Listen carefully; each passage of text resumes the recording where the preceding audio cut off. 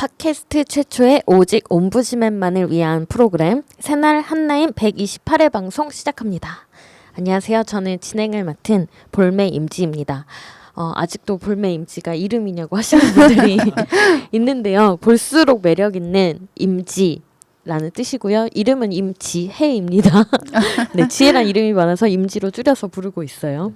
네, 그리고 커피 머신 2개의 여유를 가지신 네, 저는 커트님. 본명이 아니고요. 네, 안녕하세요. 커트입니다. 네. 네. 뭐 잘 지내고 있습니다. 그리고 또 오늘도 멋있는 스카프를 하고 오신 네네, 명수님. 안녕하세요. 저는 정명숙입니다. 저도 잘 지내고 있습니다. 네, 잘 지내고 있는 게 좋은 거죠. 네. 22일이 소설이에요. 24절기 중에서 그래서 첫눈이 온다는 그 소설인데 이때쯤 되면 바람이 많이 불고 추워진다고 합니다. 날씨가 추워져서 저도 겨울옷을 꺼내 입었는데 네네. 네, 이럴 때 환절기 추워진 날씨에 감기 많이 조심하시길 바라겠습니다. 이번 주 이슈 아닌 이슈는 사랑 이야기가 많아요. 첫 번째 주제요. 동성동본 이은 팔촌 금혼 민법 조항에 대한 얘기인데요. 네, 네. 제가 한번 가져왔는데요. 이제 그 예전에 민법에서 동성동본이면은 무조건 그 결혼이 안 돼서 뭐 진짜 이건 누가 생각해도 비합리적이다 이런 얘기들이 많았고요. 그것을 이제 8촌 이내는 결혼을 못 하도록 바꿨어요. 그래서 아마 저를 포함해서 우리나라 법 감정상 일반 국민 여러분들이 뭐 8촌 정도면은 그거는 금지에도 맞고 뭐 8촌이 넘었으면 이제 결혼하는 게 합당하지라고 생각하실 수 있는데 세계적으로 보면 보통 3촌 이내 그러니까 혹은 4촌 이상이면은 그러니까 3촌 이상이거나 4촌 이상이면은 다 결혼이 가능하다고 해요. 그래서 지금 실제로 어떤 한 분이 6촌이어서 결혼 신고를 했다가 3개월 만에 결혼 무효가 판결이 나서 이거를 이제 헌법 소송을 제기해서 뭐 그 심사 공청회 뭐 이런 사전 어떤 의견을 듣는 그런 게 있다고 해서 한번 가져봤는데 여러분들은 과연 그 가족이 어디까지가 가족인가? 그러니까 예전에는 저희들 뭐 6촌, 8촌, 뭐 2종, 4촌 다 만났는데 아무래도 이제 가족의 개념이 조금 많이 바뀌는 것 같아서 그렇다고 해서 제가 뭐 전통적인 우리의 어떤 친족 개념을 무시하자는 건 아닌데 가족은 가족대로 중시한다면 그만큼 또 혈족은 아니지만 오늘 뭐 이슈 아닌 이슈로 선택된 것도 그렇습니다만 사랑하는 사람들이라든지 그 외에 진짜 또 하나의 가족들, 새로운 가족들을 더 존중하는 이런 것들이 생긴다고 하면 꼭 우리가 이 8촌 금혼을 뭐 전통이라고 해서 지켜야 될 것인가 한번 생각해 보실 만하고 한 가지 더 이슈는 아마 그러면은 유전적으로 뭐 문제가 많이 생긴다던데 하는데 이제 의학자들이 와서 또 발표도 했지만 6촌에서 8촌 정도의 결혼한 경우와 아예 친혈족 간이 아닌 경우에 결혼했을 때 뭐 유전적인 어떤 문제가 생길 확률은 거의 무의미하다고 합니다. 그러니까 네. 지금은 조금 다르게 우리가 사람과 사람 사이의 우리의 관계를 좀 생각해봐도 되지 않을까 싶어서 한번 가져와봤습니다. 네. 그렇죠. 요즘은 6촌 얼굴도 모르는데 8촌은 누가 누군지 알 수도 없죠. 물어보지 않는 이상. 그래서 그 결혼하신 분들도 그 4촌인 걸 모르고 6촌 관계인 걸 모르고 결혼을 하신 것 같은데 그런 여러 이유가 없다면 꼭 8촌을 금혼해야 되는 마땅한 이유가 없다면 저도 이거는 해제하는 게 맞다고는 생각이 듭니다. 굳이 법적으로 안 묻더라도 우리 집안은 그런 혈족 관계를 중시하기 때문에 내가 자라면서 그런 문화였다면은 내가 또 결혼을 피할 수도 있는 거고 그렇지 않은 사람이면 할 수 있도록 좀 자유롭게 해주는 것도 괜찮을 것 같아요. 네. 그렇죠. 근데 제가 예전에 그 넷플릭스에서 슈티셀과 사람들이라고 하는 드라마를 봤는데 이제 거기가 이제 유대인 공동체 이야기고 남자 주인공이 작은 아버지의 딸 사촌하고 결혼을 하더라고요. 근데 이제 그게 현대인데도 그래서 좀 보니까 의외로 사촌끼리 결혼하는 그런 문화권도 꽤 되더라고요. 그러니까 네네. 법적으로 딱 금지해 놓은 것은 그다지 생각보다 많지가 않았어요. 근데 이제 조금 이제 지금은 말씀하신 것처럼 뭐 6촌, 8촌 굉장히 먼 것 같고 한데 정말로 뭐 큰 행사가 있어서 집안에 가면 뭐 6촌 뭐 이렇게 얘기하면은 그때의 느낌은 또 좀 다를 것 같긴 해요. 그래서 아까 말씀하신 것처럼 또 많은 사람들의 또 의견을 좀 곁들여서 또 현대라고 하는 것도 네. 그리고 우리가 많이 걱정하는 게 의학적인 측면이잖아요. 네, 그런 것들까지 다 해서 좀 결정이 잘 되면 좋겠네요. 네. 네. 참고로 한마디만 말씀드리면 지금 말씀하신 것처럼 법적으로 6촌 이상으로 우리는 네. 8촌인데 이렇게 네. 제약이 되어 있는 나라는 전 세계에서 대한민국 하나래요. 네. 그러니까 말씀하신 것처럼 4촌 이상이면 대부분의 나라가 다 결혼이 가능하다고 그렇더라고요. 합니다. 네네. 네. 네. 네. 이번 주 이슈는 아니었고요. 또 올라왔던 기사가 다쳐서 쉬면 20만 원 물어내야 된다라는 네. 네, 저희가 택배 노동자 분들 관련해서 많은 얘기들을 전해드리고 있는데요. 일반적으로 개인 사업자로서 활동하시는 택배 기사님들 말고 큰 대형 마트 같은데 일종의 하청으로 해서 소속이 돼서 월급을 받으면서 일하시는 택배 기사분들이 또 많이 계시더라고요. 근데 그분들의 또 상황이 나름 또 열악해서 한번 말씀을 드리려고 하는데요.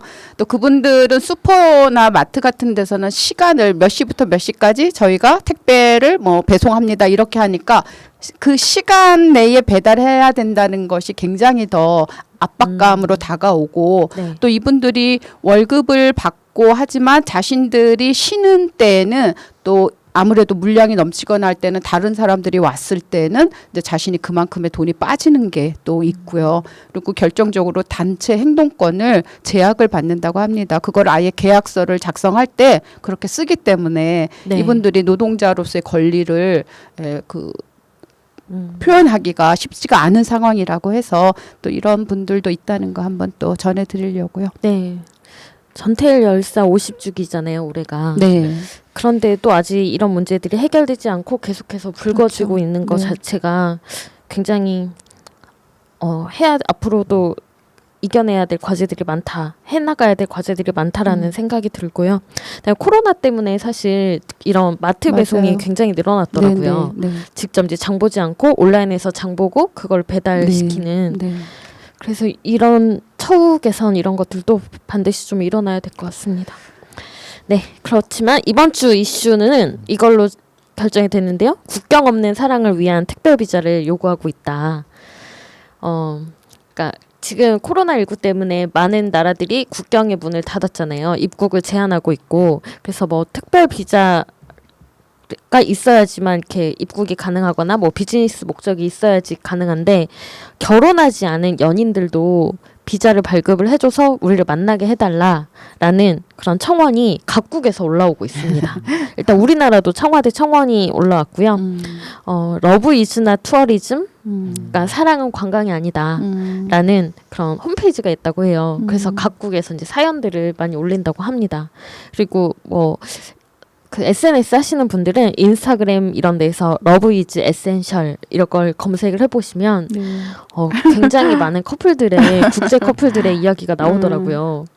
그래서 이런 거는 좀 허용을 해줘야 되지 않나라는 생각이 들더라고요. 이 사람들이 우리 사랑하니까 만날게요가 아니라 검사 다 하고 자가격리 다 하고 다 지키겠다. 제발 만나게 해달라 이런 거잖아요. 근데 이제 국경이 완전히 완전히 봉쇄된 경우에 지금 말씀하시는 것 같고, 근데 우리도 왜 그런 사례가 있었잖아요. 처음에 이제 특별 전세기 튀어서 이제 대한민국 국민인데 제외 국민들 이제 수송해서 들어올 때 국적이 부부관계여도 국적이 이제 중국 국적을 갖고 있는 배우자들이 못 돌아온다거나 빠진다거나 이런 일들이 있어서 조금 이제 우리들도 더 배려해 줘야 되지 않을까. 물론 거기도 이제 찬반 낙론이 계속 많이 있었죠. 근데 여기서도 지금 말씀하신 것처럼 검역이라든지 이런 것에 문제가 없다고 하면 이 코로나라는 위기가 우리가 또 서로를 가르는 장벽을 치는 그런 도구로 활용돼서는 안 되겠죠. 그죠? 네. 그렇죠. 참 여러 사연들이 되게 안타깝더라고요. 네. 만난 지 얼마 안 됐고 결혼을 하기로 했는데 네. 지금 거의 1년 가까이 못 보고 있고 이런 문제들도 있고. 네. 네. 말씀하신 것처럼 그런 검역 절차라든가 여러 가지 네. 안전을 또 조심해서 한다고 하면은 네. 만나게 해주는 것도 눈에서 멀어지면 마음과 더 멀어질까봐. 그렇죠. 안 그래도 원거리 네. 연애 힘든데 그렇죠. 만나지도 못하게 하고 다들 집에만 있는데 네. 그렇습니다. 이들의 사랑을 허락해 달라. 굳이 이렇게 결혼해야지만 사랑하는 건 아니잖아요. 네네. 그러니까 그걸 법적으로 이거는 가족이야. 결혼을 이렇게 우리도 뭐 사실혼 제도가 있습니다. 법적으로 이거는 결혼했으면 뭐 여러 가지 권한이 부여되고 법적으로 결혼 상태가 아니면 그런 것들이 다 배제되는 것들은 조금 우리가 한번 고민해 봐야 될 것 같아요. 네. 그래서 이런 청원대 때문에 지금 뭐 독일이나 덴마크, 프랑스, 스페인 이런 곳들은 이제 특별 비자를 내준다고 해요. 네. 대신에 이제 연인 관계임을 입증을 해야 되는데 네. 그래서 뭐 데이트 통장이라거나 오랫동안 이제 찍어왔던 그 뭐 사진, 커플 사진이라거나 이런 식의 증빙 자료를 네. 거쳐서 네. 비자를 내준다고 합니다. 그래서 국경을 넘는 이 사랑을 허락해 주시기를. 그렇죠. 돈이나 네. 불편함을 무릅쓰고라도 만나야 그렇죠. 되는 그 사람. 네네. 그 사람을 위해서. 네네. 가서 14일 또 와서 14일. 그러니까요. 네. 부럽다. 부럽다. 아, 저 같으면 못 갈 것 같은데. 이슈 아닌 이슈였고요. 네. 이메일이 왔습니다. 작은 생각님, 정말 꼰대 같은 말이지만 저는 기본을 지키는 걸 굉장히 중요하게 생각합니다. 기본이 없는 변칙은 무리수가 될 수밖에 없고 결국은 무너지게 된다고 생각합니다. 우리가 살아가는 세상은 모두가 다 이게 옳다고 생각하는 상식을 기본으로 돌아가고 그 상식을 어기고 뭔가 변칙을 하려는 것은 사기 등의 범죄가 될 수밖에 없다고 봅니다. 또 우리 모두는 어릴 때 한 번 이상은 넌 뭐가 되고 싶니? 넌 장래 희망이 뭐니? 하는 질문을 받아본 경험이 있을 겁니다. 요즘 아이들은 그 물음에 어떤 대답을 하는지 모르지만 제가 어릴 때는 보통 대통령, 과학자 등등의 대답이 주류였습니다. 비록 요즘 아이들의 대답이 뭔지는 모르지만 최소한 그 대답이 기레기요, 떡검이요는 아닐 거라 생각합니다. 기자가 아니라 기레기, 기덕이, 검사, 검찰이 아니라 떡검, 새검이라 불리는 이유가 뭘까요? 전 그들이 기본을 지키지 않았기 때문이라 생각합니다. 기자라는 직업을 가진 이들이 행하고 지켜야 할 기본, 검사라는 직업을 가진 자들이 지켜야 할 기본, 최소한도의 기본만 지켰다면 적어도 기레기, 떡검이라는 말은 듣지 않았을 겁니다. 그렇다고 이제 와서 그들에게 기본을 지켜라, 기자의 본분, 검사로서의 본분을 다해라 하는 말은 하고 싶지 않습니다. 아니 그런 말 해봐야 속이에 경읽기라는 생각이 들기에 굳이 할 생각이 없다는 게 맞는 말일 것입니다. 그런데 가끔은 그들이 불쌍하다는 생각이 듭니다. 그들도 분명 어렸을 때가 있었을 테고 그때 한 번쯤은 위의 질문을 받아봤을 겁니다. 그리고 그들의 대답이 뭔진 모르겠지만 분명 남의 기사 베껴 쓰고 말꼬투리 잡아서 몰아가는 기사 쓰고 말도 안 되는 소설을 기사랍시고 써대는 기덕이요는 아니었을 겁니다. 또 전 검사가 돼서 표창장 받은 거 물고 늘어져 어떻게든 죄를 뒤집어 씌울 거예요. 아니면 전 같은 검사끼리 똘똘 뭉쳐서 검사가 죄 지으면 봐주고 총장이 한마디 하면 무조건 충성하면서 잘 먹고 잘 살 거예요. 하지는 않았을 겁니다. 어쩌면 그들도 어렸을 때는 대중에게 사랑받는 연예인이 되고 싶었을 수도 있고 아니면 아이를 사랑으로 보듬는 선생님이 되고 싶었을지도 모릅니다. 그런데 지금 그들의 모습은 어떻습니까? 그저 돈을 위해 엉터리 기사를 쓰고 국민들에게 온갖 욕이란 욕은 다 듣고 있습니다. 또 쥐꼬리만한 자신들의 권력을 지키기 위해 죄를 만들고 진실을 가두려 합니다. 그래서 그들이 불쌍하고 안타깝습니다. 그렇다고 지금까지 저지른 그들의 행태를 용서할 마음은 없습니다. 오히려 정신 차릴 수 있게 더 따끔하게 혼내야 한다고 생각합니다. 옛말에도 있잖아요. 미운 자식 떡 하나 더 주고 고운 자식 매 한 대 더 때린다고요. 기자, 검사 되려고 얼마나 열심히 공부했겠습니까? 공부도 잘하고 말썽도 안 부린 예쁜 자식 매 한 대 더 때려서 사람 만들어야죠. 네? 그래도 사람 안 될 거라고요? 뭐 그래도 그럼 될 때까지 때려야 하나요? 네. 기본을 지키자라는 게 정말 이렇게 너무 원칙적인 말인데 그게 너무 안 되고 있는 현실이죠. 제가 어릴 때 기자 한다고 했을 때도 친척 어른 중에 한 분이 야 기자가 싼 똥은 개도 안 먹는다더라 하면서 말리셨거든요. 그때부터도 기자라는 직업은 참 이렇게 옳은 기사를 쓰거나 올바른 보도를 하거나 이러지 않아 왔던 게 아닌가 라는 자괴감이 드네요. 근데 원래 되게 의미 있는 직업인데, 그러니까 이제 그렇죠. 그런 기자가 싼 똥은 뭐 개도 안 먹는다는 말이 사실은 이제 기자라는 직업이 사람들 되게 불편하게 하고 정의와 진실을 찾기 위해서 때로는 사람들을 이렇게 좀 후벼파기도 하고 왜 덮어두면 다 행복한데 그러면서 진짜 세상을 위해서 뭔가 정의를 파헤치기 때문에 그런 그 뭐랄까 그게 붙었을 수도 있는데 사실은 요즘은 그게 아니잖아요. 그냥 잘 먹고 잘 살기 위해서 하는 거니까 진짜 뭐 사람들 때까지 때려야 되는 건지 우리 시민 여러분들이 네. 네. 그 어떤 분이 그런 조사를 한 적이 있어요. 기자들의 집은 어디일까? 근데 강남 3구에 많은 그 고위층이라고 하기엔 그렇고 좀 이렇게 부유 그 경력이 있는 네네. 기자분들이 많이 거주를 한다라는 통계가 있더라고요. 오죽하면 서울의 기자촌이라고 있잖아요. 저는 그냥 이름이 기자촌인 줄 알았는데 그게 전두환 정권 시절에 실제로 기자들에 대한 대우가 70년대, 60년대, 70년대 상당히 안 좋았대요. 그리고 이제 뭐 사실 이렇게 뭐 기자들이 너무 많았던 것도 사실이고 자유화의 어떤 나쁜 저걸로 그랬더니 이제 전두환이 기자촌을 만들어서 특혜로 베풀어주고 뭐 이런 것들이 있으면서 이제 언론이 길들여 온 거죠 기자들을. 그러니까 조금 이제는 다시 본연의 위치로 돌아갈 때가 온 것 같습니다. 맞습니다. 언론 개혁과 검찰 개혁을 지금 많은 사람들이 외치고 있으니까요. 네, 계속 가겠습니다. 네, 작은 생각님의 두 번째 메일입니다. 대검에서 1년에 특수활동비로 80억 이상을 쓴다고 합니다. 검찰에서 특수활동비? 도대체 무슨 특수활동을 하길래 영수증 처리도 하지 않는 특수활동비가 필요할까요? 국정원의 특수활동비가 대통령에게 상납됐다고 해서 문제가 된 게 불과 얼마 전입니다. 그 뒷돈을 받은 당시 말뿐이었던 503은 지금 영어의 몸이 돼 있고요. 그런데 또 특활비가 문제가 됐습니다. 그리고 국민의 짐 조수진은 어떻게든 물타기를 해보려고 추미애 장관이 소년원을 방문하면서 290만 원을 쓴 게 특활비다 하고 가짜뉴스를 퍼뜨리다가 한 방에 넉다운 됐습니다. 여기서 잠깐만 생각해 보겠습니다. 추 장관이 290만 원을 특활비로 사용해서 소년원 아이들에게 햄버거를 사줬다고 칩시다. 그럼 뭐가 문제입니까? 소년원 아이들에게 햄버거 사주는 건 특수활동에 포함되지 않아서 문제입니까? 그 특수활동이라는 건 누구처럼 생활비 하라고 집에 갖다 주는 겁니까?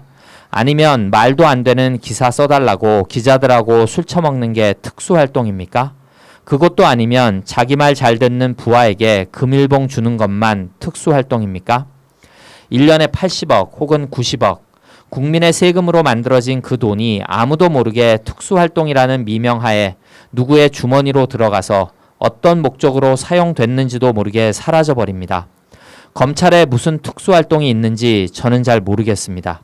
수사할 때 필요하면 공식적으로 수사비를 올려주면 되는 거 아닙니까? 그것 외에 비공식적으로 사용할 돈이 왜 필요합니까? 수사기록 복사하는 데 필요합니까? 복사할 때 돈이 없어서 이면지 쓰라고 합니까? 윤석열의 특활비와 추미애의 특활비, 추 장관은 공식적으로 특활비를 단 한 푼도 받은 적도 없고 사용한 적도 없다는 게 밝혀졌습니다. 이제 윤석열의 차례입니다. 특활비 80억, 어디에 얼마를 어떻게 썼는지 밝혀야 합니다. 검사들이 어디 가서 막노동해서 번 돈이 아닌 이상 국민의 세금으로 만들어진 특활비, 다른 사람은 몰라도 우리 국민들은 알 자격이 있습니다. 네. 뭐 특수활동비가 민감한 영역이라고 하면 저는 뭐 국민들이 그 세세한 내역까지는 다 안 알아도 된다고 생각해요. 다만 국회에서는 알고 있어야 되지 않나. 그래서 공개가 투명하게 되는 게 맞다라는 생각이 듭니다. 네. 많은 분들이 그렇게 생각하실 것 같고요. 네네. 어차피 국민들의 세금을 이용을 할 텐데 그거를 이렇게 쉬쉬하면서까지 쓸 일이라면은 안 좋은 일이겠죠. 그렇죠. 예, 예. 어떻게 진짜 말 잘 듣는 사람에게 네네. 용돈으로 주거나 그러니까요. 이럴 수 있다라는 저희가 의심을 하고 있잖아요. 네. 네. 그리고 또 합리적으로 의심이 드는 게 특수활동이라는 게 정말 뭐 첩보라든지 외교를 위해서 특수한 활동에 밝힐 수 없는 일이라면 국익을 위해서라면 모르겠는데 솔직히 이거 합리적으로 생각해 보면 검사들 월급 책정할 때 이 특수활동비 다 집어넣어서 월급 책정하면 너무 많은 돈을 국민 세금으로 받아가는구나. 거기에 비해서 하는 일은 적구나라는 게 밝혀질까 봐 뒤로 조금씩 자기들이 나눠 갖는 돈 아닙니까? 그러면 이제 확실하게 밝혀서 예산에 집어넣어서 말씀하신 대로 국회 검증을 받아야죠. 네. 그리고 사실 검찰이 기소청으로 된다고 하면 기소만 하게 된다고 하면 특활비가 필요 없지 않을까요? 지금도 필요 없죠. 맞아요. 어차피 이렇게 받은 거를 그냥 뭐 n분의 1 해서 다 나눠주면 모를까. 자신들의 이익에 필요한 곳과 필요한 사람들에게만 쓴다고 하는 거는 안 되는 거죠. 맞습니다. 네. 계속 몇 주 동안 이메일이 없다고 하니까 작은 생각님이 일부러 이메일을 보내주신 것 같아요. 감사합니다. 댓글로 가겠습니다. 네. 피사의 자탐님. 평검사가 둘씩이나 찾아가서 감찰을 하겠다는데 숨어. 기양간 똘마니들 찾아다니면서 온갖 개폼 잡다가 숨어. 룸살롱 가서는 접대부한테 특수활동하다가 숨어. 아, 쪽팔려. 소신자님, 맞습니다. 영화 내부자들 보세요. 어처구니 없는 일이 그들에겐 완전 일상입니다. 너무 화가 치밀어요. 검찰개혁 반드시 해야 하는 이유는 셀 수가 없죠. 진짜 범죄자들은 대한민국 개검들입니다. 코루코루 9657님. 다 필요 없고 추미애 장관을 지켜내야 합니다. 추미애 장관 때리는 여론몰이에 당하면은 검찰개혁은 끝장난다는 것을 알아야 합니다. 수기님. 생각보다 훨씬 더 많이 썩었네. 중요한 건 일반 평검사들도 어쩔 수 없이 그 썩은 물에 발을 담그게 된다는 게 심각하네. 최대한 빠르게 검찰개혁 이루어져야 하고 그보다 앞서 공수처는 필수로 설치돼야 한다. 이보형님. 지방검사들도 무법천지입니다. 특히 지역 주택조합 관련 수사들을 들여다보면 답이 나올 것 같습니다. 지금 지역주택조합 관련해서 겪어보니까 정말 나라가 아니더라고요. 새날이 있어서 위안이 됩니다. 네, 검사들도 사실 문제이긴 하지만 검사를 도와주는 수사관들에 대한 뭐 비리나 이런 것들도 상당히 네. 많다고 알려져 있어요. 네. 그 지방 같은 경우는 더 심하고 그래서 그 수사관이 일으킨 뭐 범죄 사건도 있었는데 그것들이 다 이제 무마가 되는 이런 일도 있었거든요. 정확하게 어떤 지역이었는지 기억은 안 나는데 그분들이 어쨌든 경찰들과도 연관이 되어 있고 하다 보니까 사건이 제대로 수사가 안 되고 묻히더라고요. 이번에 또 윤석열 총장은 감찰을 거부했습니다. 네. 거기에 대해서 또 많은 분들이 화가 나셨는데 언론들은 또 이제 윤석열 총장 편을 많이 들더라고요. 네. 근데 또 상황을 알고 보면 사전에 이렇게 조율을 하자 했는데 그것조차도 안 하고 해서 그냥 찾아간 거라고 하더라고요. 네, 굉장히 여러 번을 통보했는데, 그러니까 시간 조정을 하기 위해서 갔는데 그거를 받지 않고 다시 돌려보내고. 그러니까요. 네, 근데 거기에 대해서 언론들이 뭐 평검사가 와서 이런 식으로 얘기를 하는 것 자체. 검사에 뭔가 직급이 있는 것뿐이지 거기에 지위과 아니 그 위아래가 있는 건 아니잖아요. 그렇죠. 네. 맞는 말인가요? 맞습니다. 국회의원들도 개개인이 헌법기관이라고도 말하고 하면서도 선수를 따지고 초선이라고 좀 무시하려고 하고 막 이런 식의 어떤 위계를 자꾸 내세우는 게 타파돼야 되는 거죠, 사실은. 맞습니다. 검찰총장이 감찰을 받으려면 그럼 뭐 법무부 장관이 와야 된다는 얘기인지 대통령이 나타나야 된다는 겁니까? 그렇죠. 참, 네, 계속 가겠습니다. JP 홍님. 공수처법이 계속 연기되면 민심 폭발합니다. 옳은 일은 과감하게 해야 합니다. 이낙연 대표가 이번 일을 제대로 처리 못하면 대권 도전이 어려울 겁니다. 이경우님. 맞습니다. 공수처는 빨리 진행해야죠. 질질 끌려다니기만 하면 큰 코 다칩니다. 180석 국민이 밀어준 표 우습게 보면 안 됩니다. 더 베풀다가는 진짜 큰 코 다칩니다. 윤석수님. 민주당은 공수처법 등 국민이 바라는 법들을 민주당 단독으로 입법해 주기를 바랍니다. 국민의 짐당은 이래도 저래도 반대를 하면서 무슨 큰 역할을 하고 있는 것처럼 국민에게 보이려는 장깨만 부리고 있습니다. 푸른 하늘님. 어차피 김용민 의원 개정안으로 공수처 출범할 겁니다. 민주당은 국민의 뜻만 보고 가라. 역사만 보고 가라. 원재희님. 민주당 김용민 의원의 개정안으로 빨리 입법화해라. 더 이상 지지자들 지치게 만들면 안 된다. 네, 민주당에서는 개정하겠다고 25일까지 안 되면 하겠다라고 선언을 한 상태고 아마 이제 더 이상은 미루지 않을 걸로 보여요. 네, 그렇게 해야만 합니다. 안 그러면 많은 분들이 마음이 진짜 많이 실망스럽고 낙담하고 등을 돌릴지도 모릅니다. 정말. 그러니까 이미 저기 한 뭐 7분운선, 8분운선을 갔기 때문에 개혁의 고지를 넘어서야지 여기서 다시 후퇴할 수는 없잖아요. 그러면 네. 정말 뭐 정치 공학적으로 생각해도 절대 민주당에게 어떠한 도움도 되지 않을 겁니다. 뭐 정의의 편에서는 당연히 말이 안 되는 거고요. 지금 이제 이 산이 아닌가벼 그러고 다른 길로 간다고 해서 국민들이 이뻐해 주지도 않을 것이며 명분도 없고 정의도 없고 넘어서야죠. 네. 네. 이렇게 될 거라고 국민의 짐이 시간 끌게 할 거라고 저희 올해 초부터 다 예상을 했던 바이고 진짜 예상대로 국민의 짐이 시간 끌게 하고 있고 왜 이렇게 몰아붙이냐라는 얘기를 하는데 그동안 정말 많은 시간을 주었잖아요. 그렇죠. 네. 명분은 이제 쌓을 만큼 쌓았으니까 이제는 그냥 돌파만 하면 될 것 같습니다. 네. 계속 가겠습니다. 네, 야찬님입니다. 검찰이 정치, 경제, 사회, 문화 등 국가 전반에 끼친 해악이 한둘이 아니죠. 이게 개혁하지 않고는 선진국으로 못 갈 듯해요. 새날 화이팅 하십시오. JYP님도 가열차게 힘써주세요. 강호 춘춘님, 학교 다닐 때 모범생 전교 1등 또는 그 학년에서 1등 이런 분들이 1,000만 원짜리 술 대접을 받았다? 거의 미칠 일 아닌가? 세상 어디에서도 보고 듣도 못한 서비스인 그 향락에 빠지면 아마 중독성이 매우 강하지 않을까? 절대 자기 돈으로는 갈 수도 맛볼 수도 없는 그 마약 같은 분위기에 과연 흔들리지 않을 수 있을는지 룸사롱의 수렁에서 빠져나오기가 힘들 것이다. 정운권님, 언론당과 검찰은 한 몸이다. 윤윤경님, 언론 아니요. 결국 사람이 문제입니다. 아무리 좋은 법과 제도가 있어도 문제 있는 사람이 운영하면 꽝입니다. 사법부와 검찰 개혁은 사람을 바꾸는 것일 겁니다. 공무원 진급에 페널티가 필요하지 않을까요? 그리고 MBC는 기대해 볼만 하지만 KBS는 어용노조 일베노조가 판을 치는지라 기대 안 합니다. 네. 계속 갈게요. 네. 광화문 66님, 구속을 피하기는 어렵겠지만 윤석열이 태극기 모독단에 수용될 수 없다고 많은 분들이 얘기하시는데 그건 순진한 생각입니다.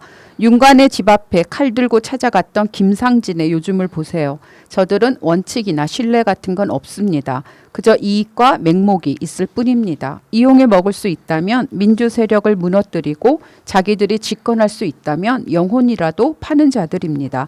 윤관은 지은 죄가 많아 정치판에 발을 딛기도 전에 사라지겠지만 그런 나이브한 생각은 금물입니다. 우리 기준을 저들에게 적용하면 안 됩니다. 자기들이 집권했으면 엄청나게 빼먹었을 텐데 그걸 민주당이 지금 해먹고 있다고 생각하기 때문에 지금의 사태가 일어나는 겁니다.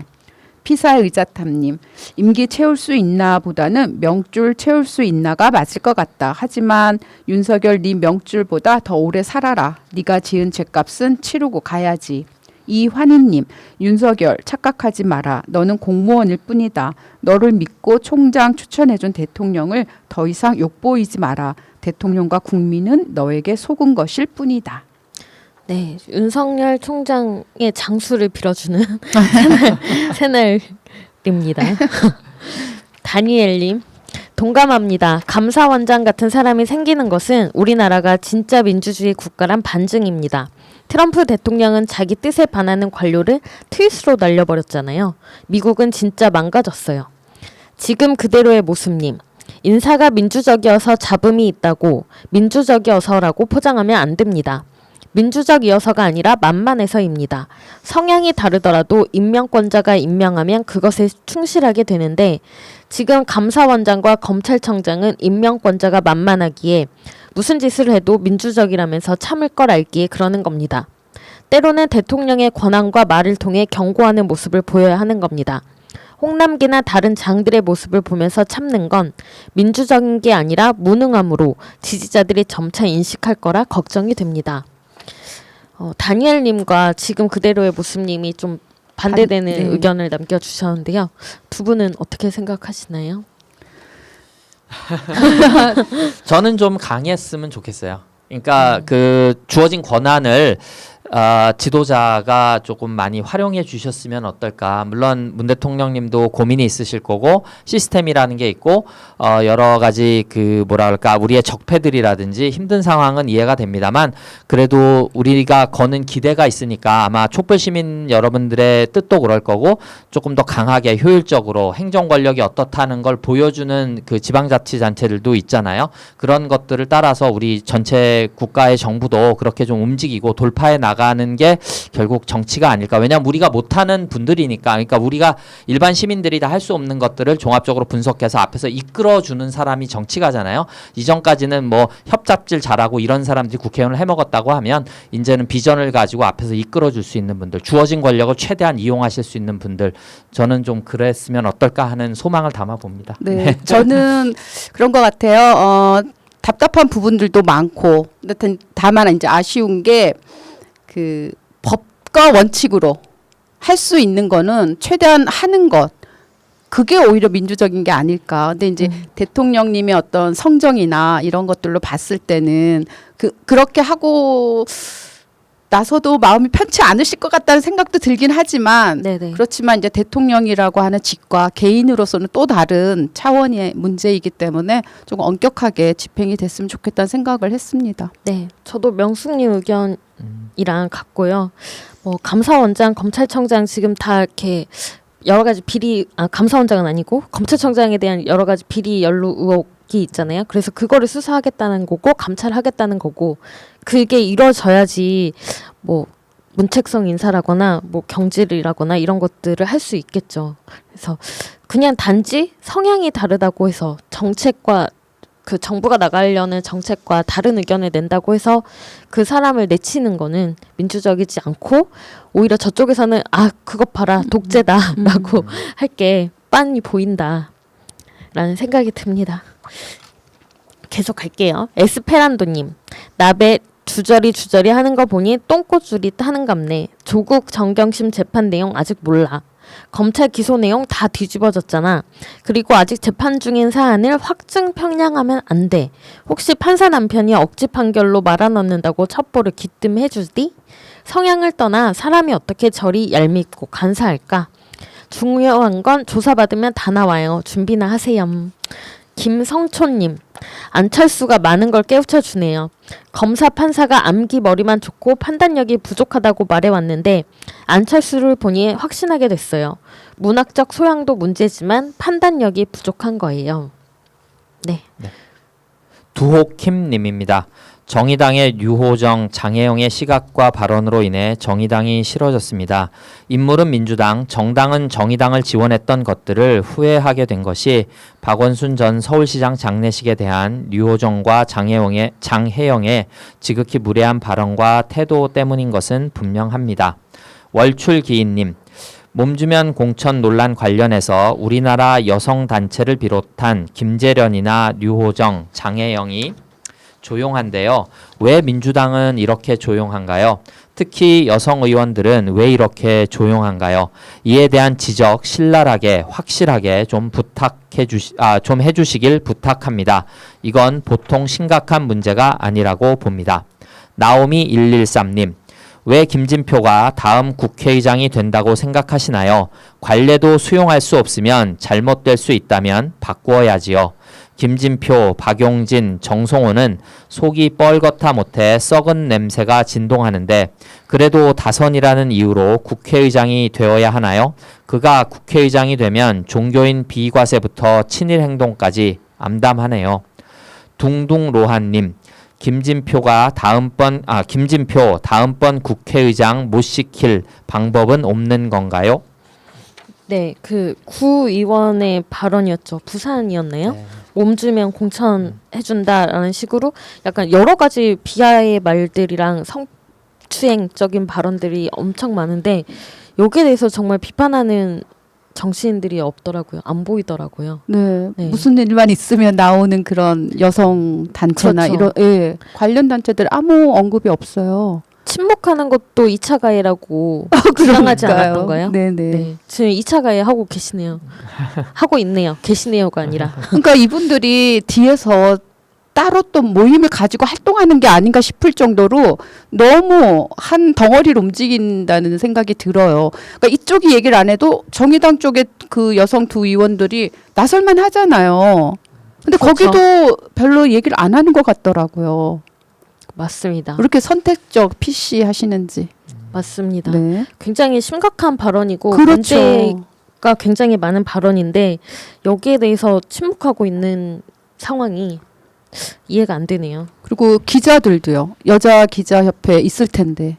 아 있죠. 네. 그러니까요. 나서질 않아요. 그렇죠. 네. 그 박원순 시장님 돌아가셨을 때 굉장히 많은 여성 단체들의 그렇죠. 성명을 우리가 네네. 보지 않았습니까? 네네. 그런데 이번에는 조용하다라는 게 정말 아이러니하네요.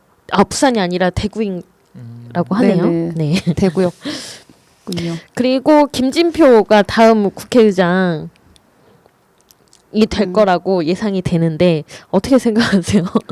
저도 다선이라고 해서 무조건 국회의장 하는 거는 저는 좀 이번에 좀 고쳤으면 좋겠어요. 저 관례이긴 했는데 관례가 법은 아니잖아요. 그렇죠. 관례는 네. 깰 수 있어요. 네, 관례 관행 이런 네네. 것들은 잘못된 것들은 바로 잡아야 하고 네네. 합리적이지 않다면 음, 그거에 대해서 다시 생각해볼 문제죠. 그렇죠. 네, 저희 뭐 법사위원장 할 때도 이런 문제가 많았잖아요. 네네. 법사위원장은 원래 야당이 하던 거 다 하면서 관행이었다, 관행을 깨는 거다 이런 얘기를 많이 했었는데 법사위원장을 우리가 가져왔잖아요. 네네. 네, 이런 국회의장에 관한 문제도 다시 생각해봐야 된다고 생각합니다. 김진표 국회의장 보고 싶지 않습니다.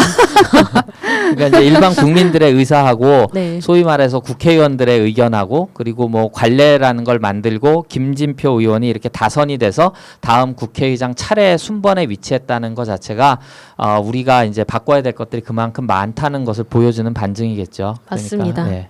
그러니까 사선 이상은 국회의원 출마 금지하는 거 이런 법안이 꼭 통과가 됐으면 좋겠고 저는 더 낮췄으면 좋겠어요. 한 3선 정도로.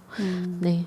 그리고 김진표님 같은 경우는 보면은 그 보수 기독교하고 너무 긴밀하게 연결이 되어 있어서 네. 일반 대중들이 느끼는 그런 정서하고는 동떨어진 이야기들을 많이 하시고 해서 별로 이렇게 매력은 없는 것 같습니다.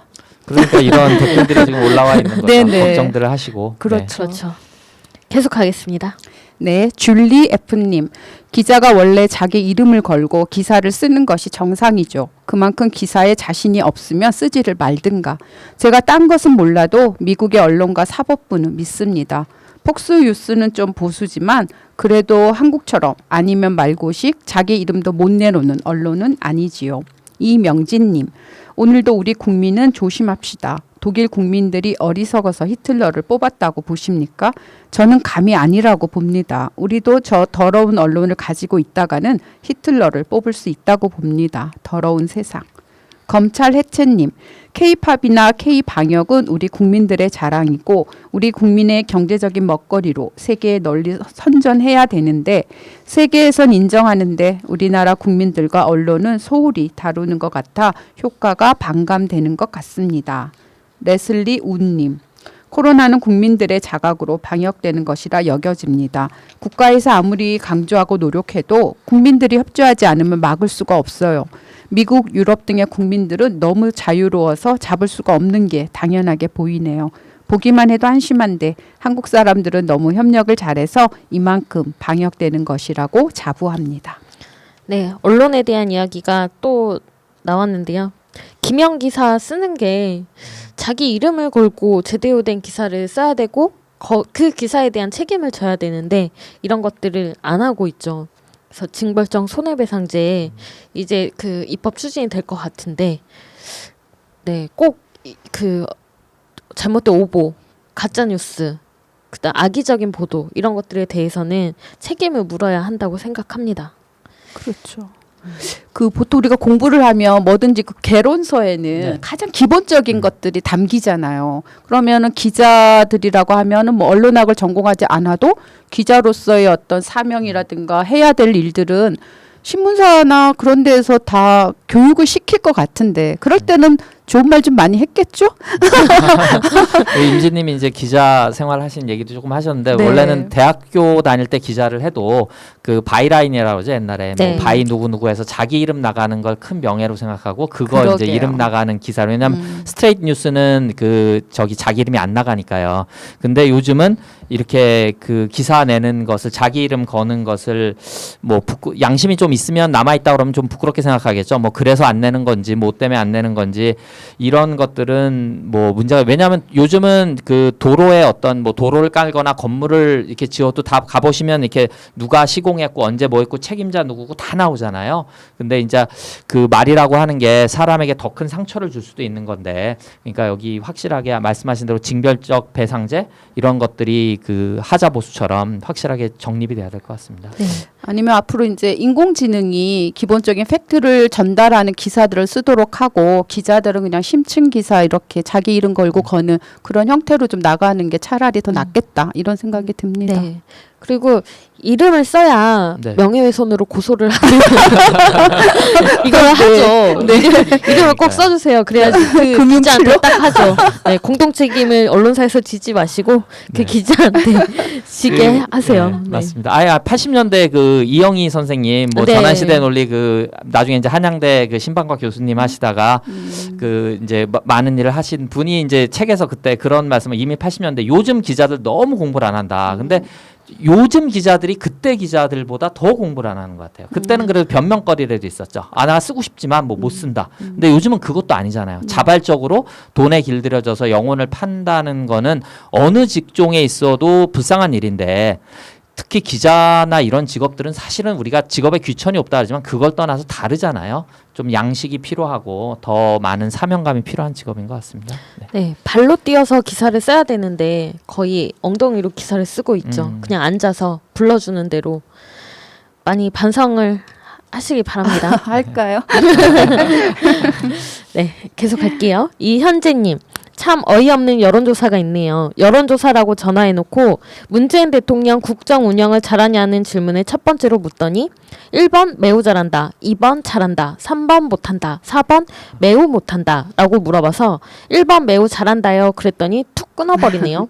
네, 참 어이가 없어서 원하는 답이 아닌가? 금촌 유미님. 일본에서 살면서 깨달은 건데요. 일본은 한국하고 북한이 전쟁을 하기를 바라고 있어요. 일본 경제가 너무 안 좋아서 한국이 전쟁하면 자기들이 덕을 볼 거라고 생각해서 항상 남북관계에 회방을 놓고 있습니다. 김민주님. 반일이 일본 전체를 부정하는 걸로 인식되면 안 되죠. 전쟁 범죄를 반성하지 않고 대한민국을 무시하고 혐오하는 작태를 부정해야지. 호빵장님, 새날 오랜 구독자로서 한 가지 당부 말씀드리겠습니다. 자주는 아니지만 어쩌다가 튀어나오는 일본말이 상당히 듣기 거슬리네요. 새날 채널이 추구하는 새날은 우리말만 쓰는 사회가 되는 게 아니겠습니까? 부탁드리겠습니다. 네, 일본말이 그 건축 현장에도 있지만 기자들 문화에도 있고 이런 관료 사회에도 많이 묻어 있어요. 그래서 새날에서 좀 자주 썼던 일본말이 우라카이 기자들 얘기할 때 우라카이에서 기사 쓴다 이런 말을 네네. 좀 자주 나오긴 하는데 뭐 우라카이 기리카이 뭐 네 음, 그러니까 그런 결국은 말은 있어요. 베껴 쓴다라는 얘기죠. 네. 이런 것들은 네 고치도록 노력을 해야겠죠. 아 맞아 예전에 그 움베르토 에코가 그런 얘기를 한 것 같아요. 그쪽 이탈리아 언론도 뭐 우리보다는 좀 못하겠지만, 그러니까 우리만큼은 아니겠지만 이제 그런 상황들이 있었나 봐요. 그러니까 우라카이가 아니라 베껴쓰기. 베껴쓰기. 그러니까 거기는 참고 문헌 아. 뭐 리포트인가 뭐 이런 식으로 얘기를 했던 것 같아요. 네네. 예, 약간 그런 거랑 같은 거죠. 네. 참고 그러니까 베껴 쓰는 거. 네, 예. 논문 같은데 많이 나오죠. 네. 참고 문헌으로만 이루어진 논문. 네 그런 거. 네. 네, 계속 가겠습니다. 코미님입니다. 코미님은 제가 개인적으로 좀 아는 분 같은데 제가 커피 한 잔 사드려야 되는데 아직 못 사드리고 있어서 죄송하다는 말씀을 드립니다. 네. 코미님, 칼 858부터 밝히자. 5.18 광주와 아웅산 폭파 사건에 이은 전두환의 또 하나의 만행. 김포공항 폭탄 테러도 있지만 근데 이놈의 자식은 테러도 많이 일으키고 왜 이렇게 생명을 많이 죽인 거야? 진짜 그냥 죽여서는 안 될 악마구만. 사건 관련자들이여 이젠 말할 수 있지 않나? 33년이 지났다. 5252님, 전태일 열사 50주기. 그 뜻을 되새기고 추모하고 기념할 시기는 맞지만 민주노총 집회 그리고 민중당 민중대회를 코로나 와중에 주말에 꼭 집회를 해야 할까요? 올해는 좀 다른 방식으로 시민들에게 절박함을 알리는 아이디어를 내보면 어땠을까요? 민노총 조합원들은 월급 주는 직장이 있으니까 자영업자 생각은 안 하나요? 8.15 때 그 난리 겪고도 그러나요? 수칙 지키면서 집회한다고는 하는데 꼴뚜기 뛰니까 망둥이 뛴다고 보수 집회도 날뛸 텐데 정말 답답합니다. 희망장님, 목사님이나 스님이나 모두 성도들이 존경한다는 감사 표시를 물질로 하다 보니 이 지경까지 왔다고 봅니다. 네, 칼 858기 관련한 진상 규명도 반드시 돼야 된다고 생각이 들고요. 아, 그리고 이제 그 해민스님 얘기하면서 유머로 해민스 님이라고 붙이지 않겠다라면서 해민스 이런 얘기를 많이 했는데 유머였는데 이제 그게 조금 불편하신 분들이 계셨나 봐요. 스님에서 님자를 빼면 승이지 스가 아니다. 라고 좀 불교계에 계신 분들이 불편하셨던 것 같은데 네, 그 좀 유머로 받아들여 주시고 네, 그랬으면 좋겠습니다. 넘어가겠습니다. 네, 김선택님. 택배기사 가로 문제를 노동법 시각으로 봐서는 안 되고요. 운수업법으로 해결하면 될 듯합니다. 택배 차량 등록을 택배회사 명의로만 가능하도록 하면 택배기사는 노동자가 됩니다. 단 차량 등록 시 현물 출자 차량 등록을 못하도록 시행령을 고쳐서 하면 될 것입니다. 펄스 QABG님. 공항을 여객으로만 보면 국제공항 하나라도 되지만 화물이라는 관점에서는 가독도가 갑입니다. 배로 와서 비행기로 환적하는 화물을 해운 항공 화물이라고 하는데 인천공항은 인천항 해운 물량이 많지 않아서 인천공항으로 들어온 화물을 부산항으로 보내는데 가독도의 공항이 생기면 부산항의 화물도 증가할 겁니다. 강희경님. 가독도 신공항으로 얻을 이득은 어마무시합니다. 북방 외교 그리고 비행 시간이 서너 시간 3시간에서 한 5시간 정도 줄어들 것이기에 그로 인해 정말 모든 물류는 한국으로 집결될 것입니다. 10년 안에 가질 이득 기대가 됩니다. 문재인 보유국 그건 곧 증명될 것입니다. 문프는 국익과 국민만을 위하십니다. 그때 가서야 고마워하고 미안해하지 말고 지도라도 좀 보시길 바랍니다. 네, 저도 공항을 여객으로만 많이 생각을 했는데 이번에 가덕도 네. 얘기를 들으니까 네. 화물로 인한 그런 효과가 아. 굉장히 클 거라는 네네. 그런 전망들이 많더라고요. 네네. 네. 계속 가겠습니다. 짱돌님. 새날님은 유튜브로만 부르기가 아까워요. 어떤 공영방송도 못하는 이런 프로를 만들어 전파하는 참 방송인이라 말하고 싶습니다. 이 프로를 보면서 우리는 근현대사를 너무 모르고 있다는 생각이 듭니다. 우리 교육계가 이렇게 많이 친일 청산이 안 되고 있다는 것을 새삼 알게 되었습니다. 민족문제연구소의 기획실장님 참 알기 쉽게 설명해 주셔서 감사합니다.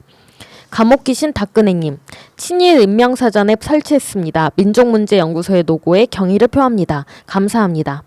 야호 0026님, 민족문제연구소 후원하고 있어요. 같이 참여해요. 계속할게요. 퍼시몬님, 김성회 대변인님 너무 재치있고 겸손하시고 정확하고 날카로운 눈으로 담담하게 객관적으로 얘기하는 게 오히려 매력입니다. 옳은 소리 열심히 듣고 해 뜰 날은 대변인님 말씀을 듣기 위해 더 열심히 봅니다. 어디 나오신다는 소식 들으면 기쁘게 찾습니다. 그 진실함으로 더 큰 공적 그리고 영향력을 끼치는 날이 오기를 바랍니다. 재미있게 들었습니다. 황희두님도 감사합니다. 아침 햇살 저녁 노을님, 교양이 없고 인문학적인 소양이 없는 권력자는 사회의 흉기와 다름없네요. 이현주 변호사님 팬입니다. 용기에 감사드립니다. 책 꼭 사볼게요. 재미있겠네요. 135 수아님, 진중할 권리의 줄임말 진중권, 이름처럼 좀 진중해지자. 네. 네, 날라룰루님. 새날이 참 좋은 게 코로나 현황을 꾸준히 알려주는 것이 단순히 유튜브 채널이 아니고 사회적인 문제를 끊임없이 알려주고 있구나라는 것을 느낀다. 왠지 정치보다는 사람을 더 걱정하는 그런 채널이 아닐까 싶다. 박민님, 푸나님 말씀처럼 우리도 방송 채널 하나 가져야 합니다. 쉽지 않고 시간이 걸리겠지만 일단 모금부터 시작하면 어떨까 싶습니다. 시작합시다. 새가 날아든다님, 새날 페이스북을 개설하였습니다. 많이 팔로우해 주세요. 네, 새날 공식 페이스북 새날 TV 고요. 그다음에 새날이라고 검색하시면 나올 거예요. 네, 많이 좋아요 눌러주세요. 여기까지 여러분들의 댓글이었습니다. 오직 공감뿐 사연입니다. 연애 1년 하고 결혼한 지 1년 반이 되었는데 그동안 한 번도 싸운 적이 없고 정말 잘 지냈거든요. 결혼하고 바로 아기 가져서 지금 잘 키우고 있고요. 그런데 최근 몇 달 쓸데없는 걸로 언쟁하기 시작했어요. 연애할 땐 몰랐는데 신랑이 정치에 관심이 많더라고요. 그래서 정치, 정책 이런 얘기를 자주 하는데 저는 들어도 잘 모르겠고 별로 공감도 안 가서 그냥 대충 듣는 신용하다가 참다 못해 집에선 정치 얘기 안 했으면 좋겠다고 했거든요. 그랬더니 처음으로 화를 내면서 정치가 아니라 우리 삶이고 아이가 자라날 나라의 이야기라면서 저를 아주 한심한 여자 취급하는 거예요. 순간 어찌나 당황스럽고 창피한지 눈물까지 났네요. 신랑 성품이 온화해서 화내는 것 자체를 처음 봤거든요. 솔직히 말해서 전 정치에 관심이 없고 내가 관심 가진다고 달라질 것도 아니고 지금 정부 잘하고 있다고 생각하거든요. 코로나 팬데믹인데 이 정도 경제 돌아가는 것만으로도 대단하다 생각하는데 신랑은 계속 나라 망하고 있다는 식으로 말하면서 진심으로 걱정해요. 미국 대통령 선거 이후론 잠도 설치는 것 같고 저희는 집도 작아고 집값도 많이 올라서 딱히 걱정할 게 없거든요. 신랑이랑 이런 문제로 싸우고 싶지는 않은데 앞으로 말 꺼내면 뭐라고 대응하는 게 좋을까요? 한심한 여자는 되기 싫고 현명하게 대처할 수 있는 방법 좀 알려주세요. 친구들도 저랑 똑같이 정치 관심 전혀 없어서 물어볼 데가 없어 여기 써봅니다. 아, 이분은 정말 고민이 되시는 것 같은데요. 네. 근데 일단은 또 남편도 걱정이 되네요. 남편이 화도 안 내는 온화한 아니요. 사람이. 국민의 짐 쪽을 지지하시는 것 같아가지고 네. 그러니까 정치에 관심을 가져야 되는 건 맞는데 네. 지금 남편분은 그런 것 같죠? 나라 망해간다는 생각을 갖고 계신 분이 미국 대통령 선거 때문에 잠도 설치시는데 남편분이 오히려 걱정이 많이 되네요. 네. 근데 일단 정말 이런 분 만나면 저도 약간 화가 나긴 합니다. 정치에 관심이 없다. 내가 뭐 해서 바뀌는 게 있냐. 투표나 나는 안 한다라는 거를 자랑스럽게 얘기한 사람이 있어요. 내가 투표해서 뭐 뽑을 사람도 없는데 아는 사람도 없는데 뭐 바뀔 거 있나? 뭐 이런 사람들. 이런 무관심이 지금까지 적폐를 만들어 온 게 아니겠습니까? 그래서 정치에 관심을 가지고 새날을 들으세요. 근데 이제 그 정치 시사에 관심이 없다가 이제 그 촛불 혁명 때문에 이제 제가 또 광장으로도 나와 보고 이제 관심을 가지게 됐었잖아요. 그러면서 저는 드는 생각이 내가 정치에 관심을 가지고 있지 않았을 때 소수의 사람들이 관심을 가지고 또 활동도 하고 하면서 이렇게까지 이끌어 왔구나 이 나라를. 굉장히 고맙게 생각이 들었고 뭐 특별하게 겉으로 드러나는 활동은 아니지만 그래도 좀 힘을 보태고 싶다라는 그런 생각은 들더라고요. 네. 네, 그러니까 오늘 이렇게 여기 나오는 남편분 같은 경우는 뭐 그렇게라도 정치에 관심을 가지게. 그렇죠. 근데 이게 지금 드러난 걸로 보면은 또 다른 또 당 쪽이신 것 같긴 한데 또 그게 확실하진 않은 것 같아요. 그러지 않을까요? 근데 어쨌거나 그 정치에 관심을 가진다는 거는 네, 좋은 그렇죠. 신호입니다. 지금 이 남편분은 선거 있으면 그때마다 나가서 투표하실 거 아닙니까? 근데 이렇게 관심을 안 갖고 나는 몰라 이러고 있으면 이거를 공감해드릴 수가 없어요.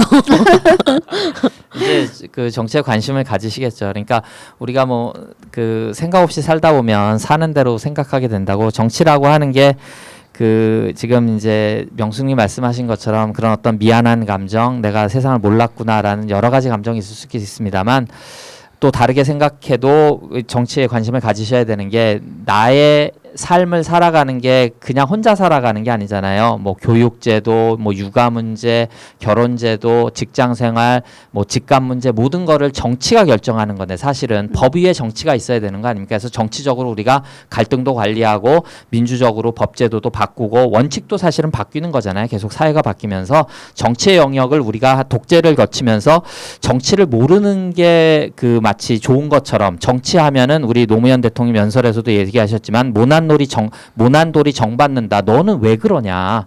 심지어 제가 정치학과 다닐 때는 교수님이 한국 정치는 공부하지 않는 게 예의죠라는 말이 농담처럼 왜 나왔겠습니까? 그러니까 언급해봐야 학자적 양심을 굽히지 않으면은 뭐 말해서도 안 되고 뭐 그런 풍토들 때문에 그런데 이제 지금 세상이 바뀌었으니까 그 임진님 말씀하신 것처럼 새날 들으면서 정치에 대한 소양을 가지시되 이 남편분 같은 경우는 이게 뭐 그 결혼하신 분이니까 제가 뭐라고 말씀하기 그렇습니다. 이런 사람들 잘못하면 꼰대 됩니다. 그러니까 그렇죠. 자신의 정치적인 견해를 강요하는 거는 아니죠. 그렇죠. 그리고 상대가 정치에 대해서 모른다고 해서 일방적으로 무시해도 안 되고 그러니까 그 사람이 같이 정치에 관심을 가질 수 있도록 이렇게 달래줘야 되는데 다행히 이분이 우리 편이 아니니까 빨리 그 아내분께서 떨쳐 일어나셔가지고 이제 남편분을 가르치셔야 됩니다. 네. 맞아요. 가짜뉴스 살포할 때 그거 아니야라고 얘기를 해줘야죠 남편에게. 맞아요.